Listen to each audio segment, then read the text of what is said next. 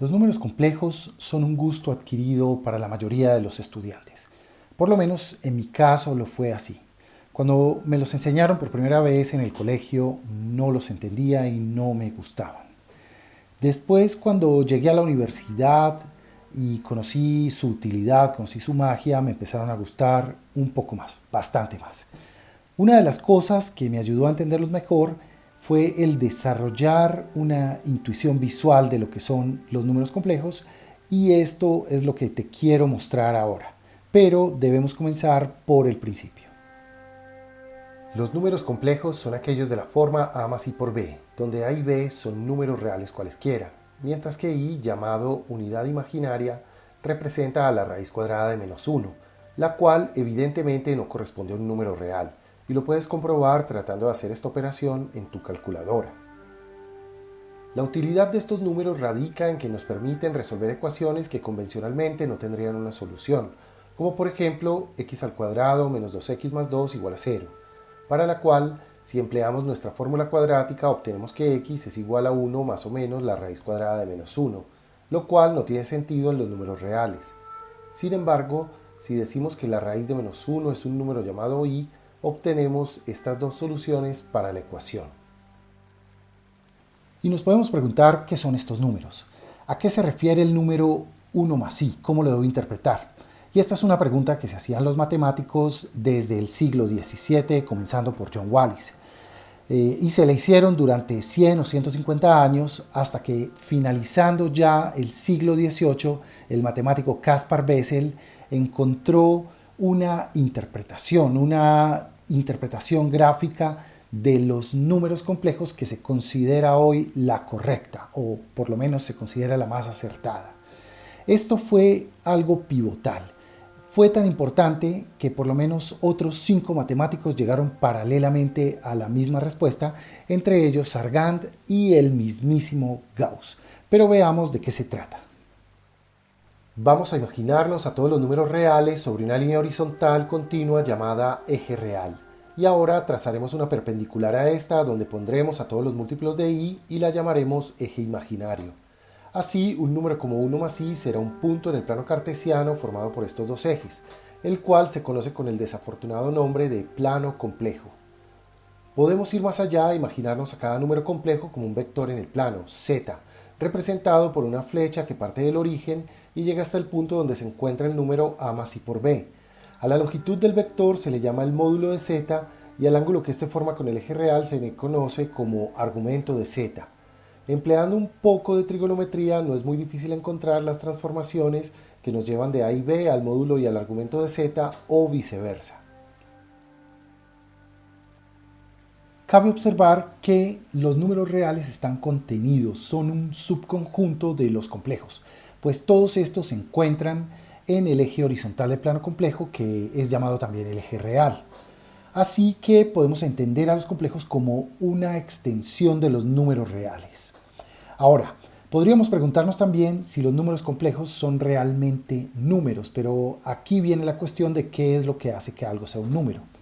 En un video anterior del canal analizó esto desde el punto de vista algebraico y la respuesta es que sí, porque los complejos tienen una igualdad bien definida, una suma, una multiplicación, y esta relación de igualdad más estas dos operaciones cumplen con las propiedades deseables para que los consideremos números en propiedad. Bueno, pero acá no vamos a detenernos en la parte algebraica. La parte que nos importa es la gráfica, porque te quiero mostrar cuál es la intuición gráfica de las operaciones básicas con complejos. Miremos. La suma de dos vectores z y w se construirá trasladando paralelamente a uno de los vectores hasta la punta del otro, y luego trazando el vector que va desde la cola del primero hasta la punta del segundo. Este vector será llamado z más w, y a esta construcción se le conoce también como la ley del paralelogramo, debido a que z más w es una de las diagonales del paralelogramo formado por z, w y sus proyecciones paralelas. La otra diagonal corresponde a z menos w o a w menos z, dependiendo del sentido que se le otorgue. Usando trigonometría se puede calcular el módulo y el argumento de z más w, pero lo que nos importa acá es la interpretación gráfica, por lo cual no pondremos mucha atención a estas fórmulas. Lo más importante es entender que z más w es un vector obtenido mediante el transporte paralelo del vector w a través del vector z. Para construir el producto ZW, vamos primero a construir un triángulo formado por el vector correspondiente al número 1 y cualquiera de los dos vectores, por ejemplo Z. Este triángulo lo vamos a girar de manera que la base de longitud 1 coincida con W y luego vamos a extender el lado de longitud Z todo lo que sea necesario para encontrarse con la paralela al tercer lado trazada desde la punta de W. Donde se encuentran estas dos líneas es el punto final del vector ZW. Por semejanza de triángulos podemos encontrar que el módulo de ZW es igual al producto de los módulos de Z y de W, mientras que su argumento es igual a la suma de los argumentos de Z y de W. Así, ZW es el vector obtenido al girar el vector W un ángulo igual al argumento de Z y luego deformar su longitud multiplicándola por un factor equivalente al módulo de Z. Si el vector W se hace más largo o más corto depende de si el módulo de Z es mayor o menor que 1. Cuando el módulo de Z es igual a 1, lo único que estamos haciendo es girar al vector W sin afectar su longitud. Un trabajo interesante sería demostrar que lo que hemos visto de forma gráfica coincide con las definiciones convencionales algebraicas que se hacen para la suma y la multiplicación de complejos, así como con sus propiedades, pero eso te lo dejo de tarea. Por otra parte, lo más interesante de todo es llegar a la realización de que los números complejos no son otra cosa que vectores en el plano, son números de dos dimensiones. Y la algebrización de los complejos es la algebrización de los vectores en el plano. Este desarrollo llevó a matemáticos como William Rowan Hamilton a entender que esto se podía extender a otras dimensiones. Y en el caso de Hamilton, por ejemplo, lo que hizo fue crear los cuaterniones, que son números de 4 dimensiones, pero esa es otra historia. Finalmente, los números complejos tienen una relación muy importante con las transformaciones del plano, la suma con las traslaciones y la multiplicación con las deformaciones de longitud y especialmente con las rotaciones, pero veamos de qué se trata eso.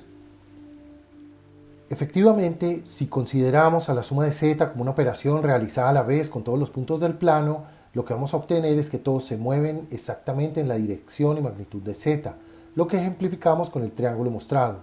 Por otra parte, si pensamos en la multiplicación de z como una transformación del plano, lo que estamos haciendo es una rotación igual al argumento de z y una deformación uniforme de las longitudes entre los puntos, lo que nuevamente se ejemplifica con este triángulo.